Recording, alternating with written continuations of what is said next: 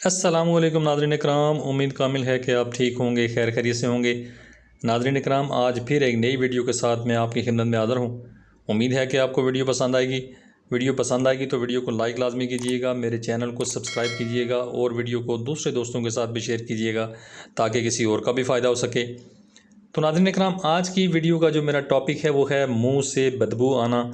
तो कुछ दोस्त अहबाब का ये प्रॉब्लम होता है, ख़वातीन हों या हज़रात हों, तो उनका ये प्रॉब्लम होता है कि मुंह से बदबू आनी शुरू हो जाती है।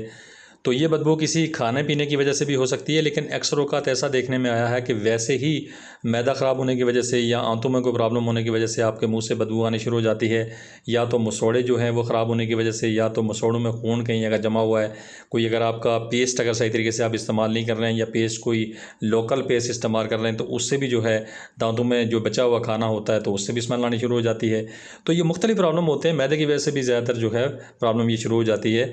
तो मुंह से बदबू आना जो है ये इंतहाई ख़तरनाक साबित होता है, क्योंकि किसी के सामने आप बात नहीं कर सकते हैं। अपने आप को किसी के सामने जो है बात करते हुए भी आप घबराना शुरू हो जाते हैं कि अपने आप को कैसे पेश किया जाए बात करने के लिए।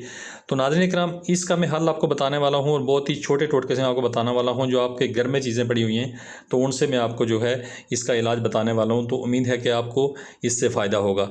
तो नाज़रीन इकराम, आपने करना कुछ इस तरह है कि आपने लेमन का ताज़ा रस आपने लेना है 1 चम्मच, और नाज़रीन इकराम अर्के गुलाब आपने लेना है 2 चम्मच। तो इन दोनों को मिला के आपने सुबह भी इस्तेमाल करना है और शाम को भी इस्तेमाल करना है। सुबह को आप रोज़ाना जो है जब भी आप ब्रश करें तो आप इसको इस्तेमाल करें पहले, उसके बाद आप ब्रश कर लें थोड़ी देर के बाद। तो शाम को भी आप रात को जब जो है आप सोने लगें तो उसके पहले आप इसको इस्तेमाल कर लें। तो आपके ये दांतों की बदबू से आपको जान छूट जाएगी।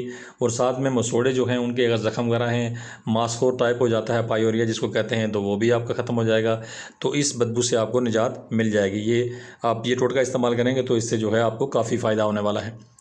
एक चीज़ नाज़रीन इकराम मैं आपको और बता दूं कि आपको अगर ये मुसलसल जो है प्रॉब्लम आपको रहती है तो आपने ये भी आप तरीका इस्तेमाल कर सकते हैं कि आप छोटी इलायची जो है, सब्ज़ इलायची जो होती है, इसको आप मुंह में रख के तो इसको चुबा के भी इससे जो है आप जो है काफ़ी फ़ायदा हासिल कर सकते हैं, क्योंकि ये भी जो है मुंह की स्मेल जो है जितनी भी हो तो वो ख़त्म करने में बड़ी कारआमद होती है।